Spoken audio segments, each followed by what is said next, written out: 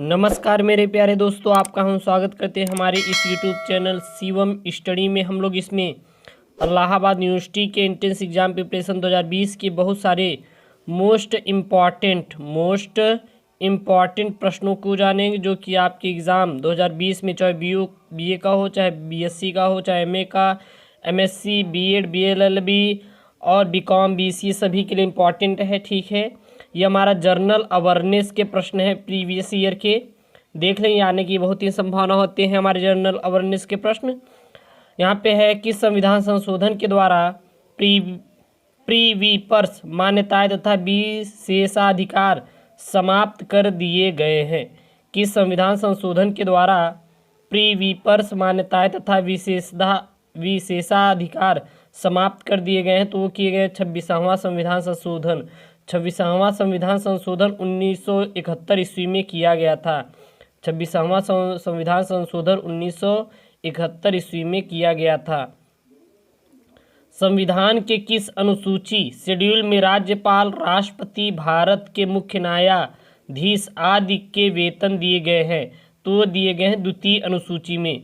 द्वितीय अनुसूची में संविधान के किस अनुसूची में राज्यपाल, राष्ट्रपति, भारत के मुख्य न्यायाधीश के वेतन के बारे में दिया गया है? तो द्वितीय अनुसूची में ही बताया गया है कि हमारे राष्ट्रपति, राज्यपाल और भारत के मुख्य न्यायाधीश को कितना वेतन दिया जाएगा।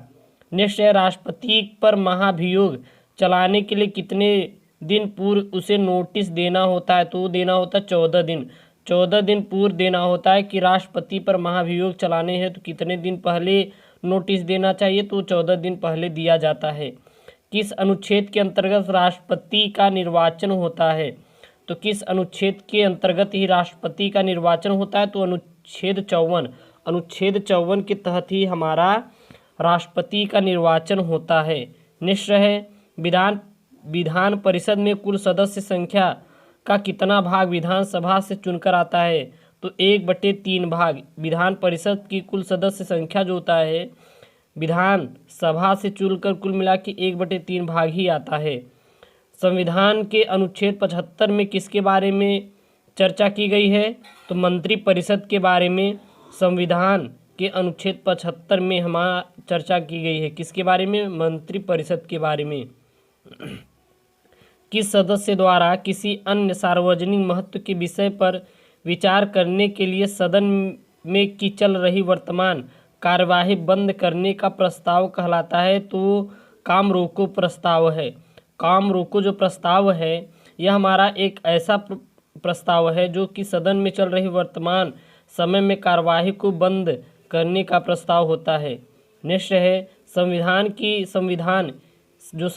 है उसकी संविधान की 7वीं अनुसूची के अंतर्गत केंद्रीय अनुसूची है, उसमें कितने विषय हैं? तो 97 विषय हैं। और ये 97 विषय किसमें हैं? तो संविधान के 7वीं अनुसूची के अंतर्गत जो केंद्रीय अनुसूची है उसमें हमारे 97 विषय हैं। नेक्स्ट है हमारी पंचवर्षीय योजना का अनुमोदन तथा पुनर्निरीक्षण किसके द्वारा किया जाता है? तो किया जाता है राष्ट्रीय विकास परिषद द्वारा। राष्ट्रीय विकास परिषद के द्वारा ही पंचवर्षीय योजना तक का अनुमोदन तथा पुनर्निरीक्षण किया जाता है। नेक्स्ट, पंचायती राज प्रणाली किस पर आधारित है? नेक्स्ट है, पंचायती राज प्रणाली किस पर आधारित है?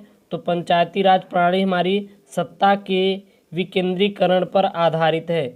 नेक्स्ट है हमारा, भारत के प्रथम लोकसभा उपाध्यक्ष कौन थे? तो एम अनंत शयनम आयंगर थे।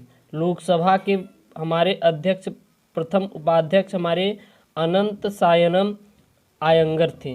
नेक्स्ट है हमारे यहाँ पे प्रश्न आपका, शिक्षा पहले राज्य सूची के अंतर्गत आती थी कि संविधान संशोधन अधिनियम द्वारा इसे समवर्ती सूची में लाया गया? तो 42वें संविधान संशोधन हुआ था, इस अधिनियम के द्वारा ही शिक्षा पहले राज्य सूची के अंतर्गत आती थी और इसे अब हम समवर्ती सूची के अंतर्गत लाते हैं। तो ये मेरे प्यारे दोस्तों इलाहाबाद यूनिवर्सिटी एंट्रेंस एग्ज़ाम 2020 के लिए बहुत सारे इम्पॉर्टेंट प्रश्न हैं, तो इसको ज़रूर पढ़ के जाएं ताकि आपके एग्ज़ाम में 100% आएँ और इलाहाबाद यूनिवर्सिटी के एग्ज़ाम को अच्छी तरीके से क्रैक कर पाएँ।